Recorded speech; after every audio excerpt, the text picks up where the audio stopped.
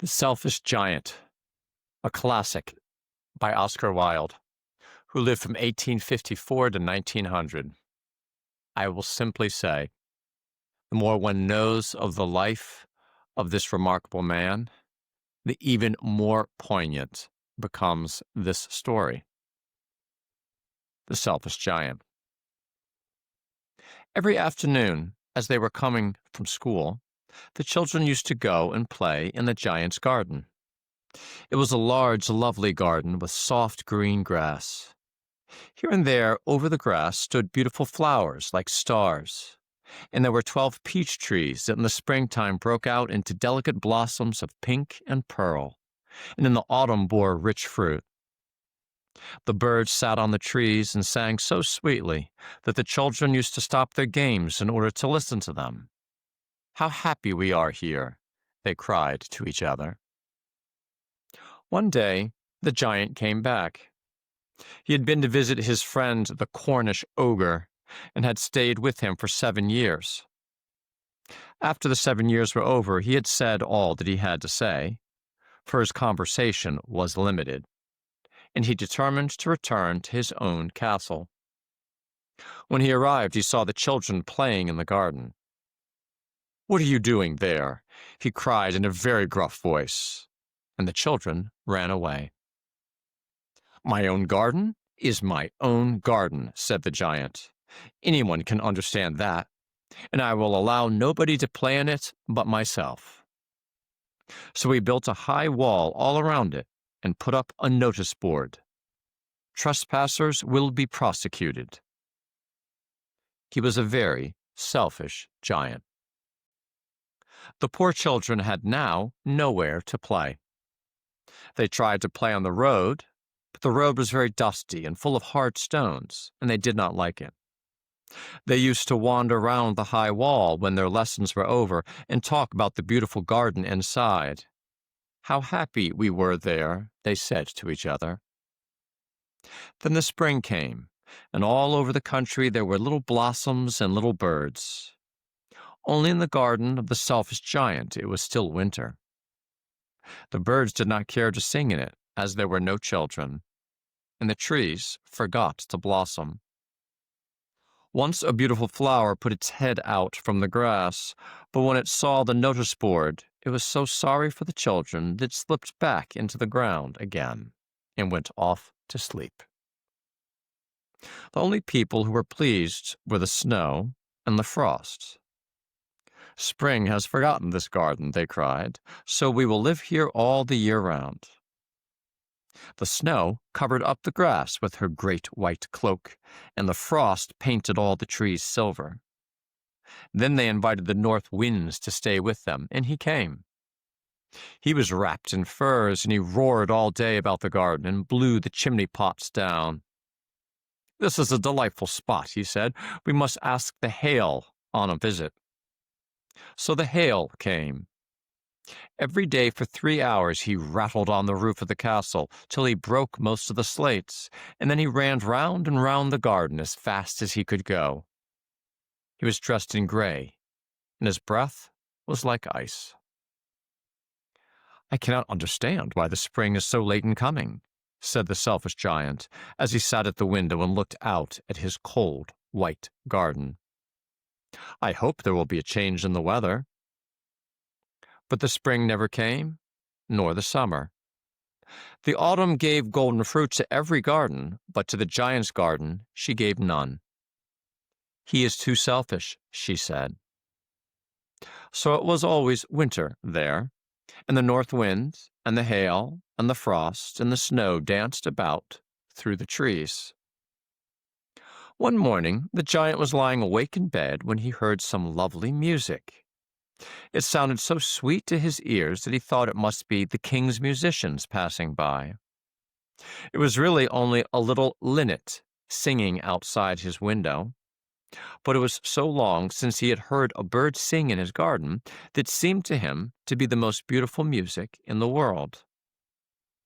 Then the hail stopped dancing over his head, and the north wind ceased roaring, and a delicious perfume came to him through the open casement. I believe the spring has come at last, said the giant, and he jumped out of bed and looked out. What did he see? He saw a most wonderful sight. Through a little hole in the wall, the children had crept in, and they were sitting in the branches of the trees. In every tree that he could see, there was a little child. And the trees were so glad to have the children back again that they had covered themselves with blossoms and were waving their arms gently above the children's heads. The birds were flying about and twittering with delight, and the flowers were looking up through the green grass and laughing. It was a lovely scene. Only in one corner it was still winter. It was the farthest corner of the garden, and in it was standing a little boy. He was so small that he could not reach up to the branches of the tree, and he was wandering all round it, crying bitterly. The poor tree was still quite covered with frost and snow, and the north wind was blowing and roaring above it. "Climb up, little boy," said the tree, and it bent its branches down as low as it could. But the boy was too tiny. And the giant's heart melted as he looked out. "How selfish I have been," he said. "Now I know why the spring would not come here. I will put the poor little boy on the top of the tree, and then I will knock down the wall, and my garden shall be the children's playground forever and ever." He was really very sorry for what he had done. So he crept downstairs and opened the front door quite softly and went out into the garden.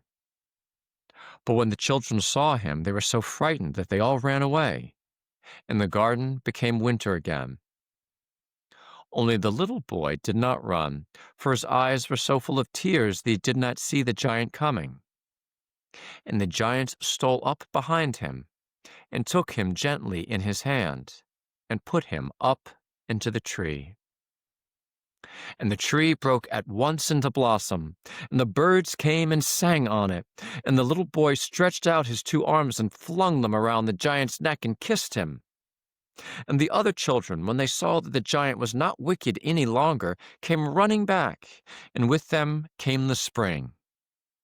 "It is your garden now, little children," said the giant, and he took a great axe and knocked down the wall. And when the people were going to market at 12 o'clock, they found the giant playing with the children in the most beautiful garden they had ever seen. All day long they played, and in the evening they came to the giant to bid him good-bye. "But where's your little companion?" he said. "The boy I put into the tree." The giant loved him the best, because he had kissed him. "We don't know," answered the children. "He has gone away." "You must tell him to be sure and come here tomorrow," said the giant. But the children said they did not know where he lived and had never seen him before, and the giant felt very sad. Every afternoon, when school was over, the children came and played with the giant. But the little boy whom the giant loved was never seen again. The giant was very kind to all the children, yet he longed for his first little friend and often spoke of him. "How I would like to see him," he used to say. Years went over, and the giant grew very old and feeble. He could not play about any more, so he sat in a huge armchair and watched the children at their games and admired his garden. "I have many beautiful flowers," he said, "but the children are the most beautiful flowers of all." One winter morning, he looked out of his window as he was dressing. He did not hate the winter now, for he knew that it was merely the spring asleep, and that the flowers were resting. Suddenly, he rubbed his eyes in wonder, and looked and looked. It certainly was a marvelous sight. In the farthest corner of the garden was a tree quite covered with lovely white blossoms. Its branches were all golden, and silver fruit hung down from them, and underneath it stood the little boy he had loved.